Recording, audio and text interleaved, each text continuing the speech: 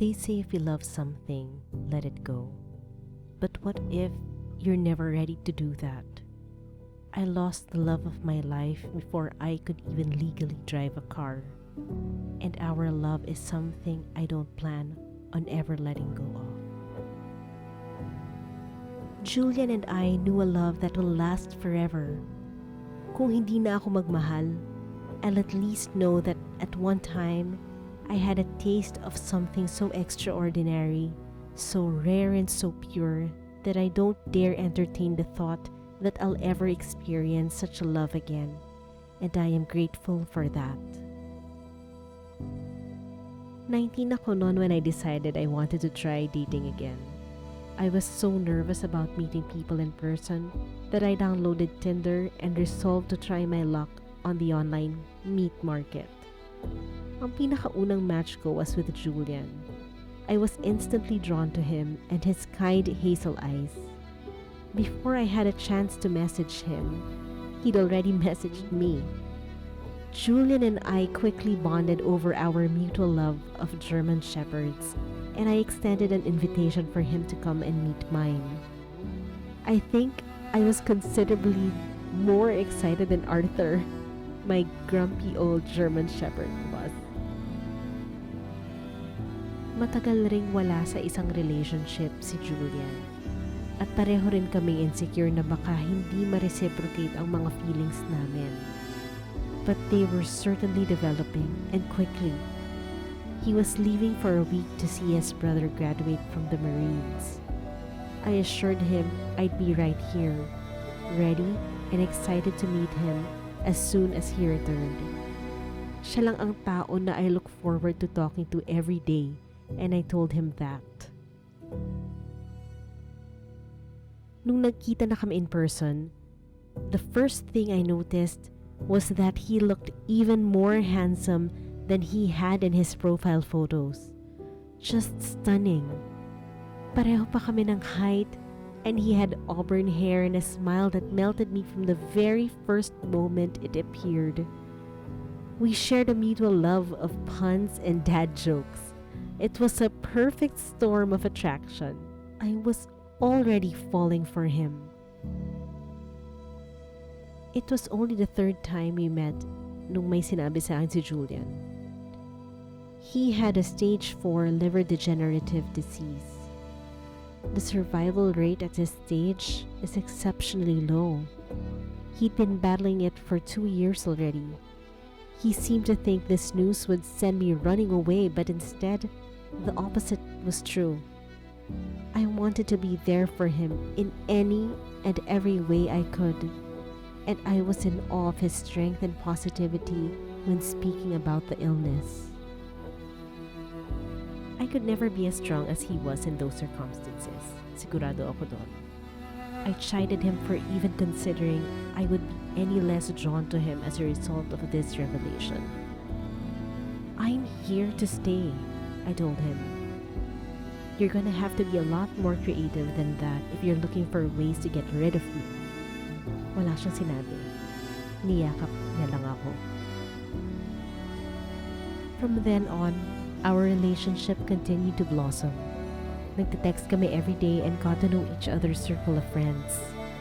By the time I accompanied him to his last immunotherapy treatment, I was head over heels in love with him.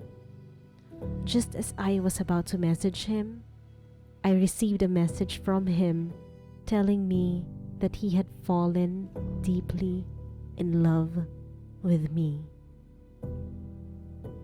Less than a week after being finally released from the hospital, Julian had a heart failure and was admitted to the hospital once more. As much of a blow as this was, it was during this time that we grew inseparable. Ginawa ko ang lahat para ma-distract siya from the harsh reality that he was forced to endure. We didn't take a single moment together for granted. Soon after his next discharge from the hospital, one of his tumors began to grow. I remember the doctor's voice shaking as he said, "Palagay ko, wala na kaming ibang magagawa."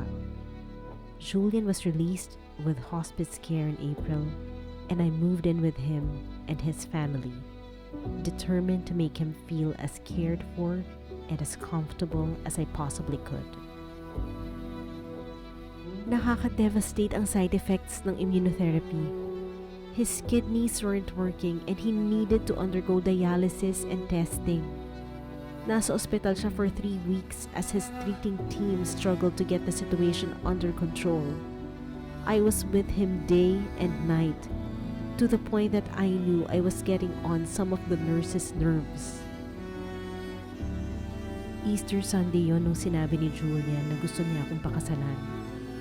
It wasn't so much a proposal. It was just understood that with the time we had, this was the most natural step to take. It was the most bittersweet feeling I'd ever known or have known ever since. Sinabi ko I'd stay by his side for as long as he would have me. In the days that followed, Julian's health deteriorated. Minove namin ang wedding date sa Saturday. The whole community came together in the most amazing way to help and support us.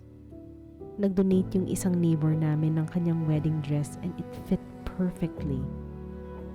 We had the ceremony outside on a clear and sunny day in a beautiful gazebo surrounded by friends and family. As we were declared man and wife, it crossed my mind that this could be the last time our lips would touch. And it was. Approximately 5 hours after the ceremony, Julian passed away, holding my hand as I told him I love him and that he was my everything. As he took his final breath, my world was crushed. 2 weeks after his passing was our birthday, which, by an extraordinary coincidence, if there is such a thing, we shared. You don't get over a love like ours, and to me, the very idea of doing so is absurd. Kinakausap ko pa rin ang asawa ko, si Julian, every day.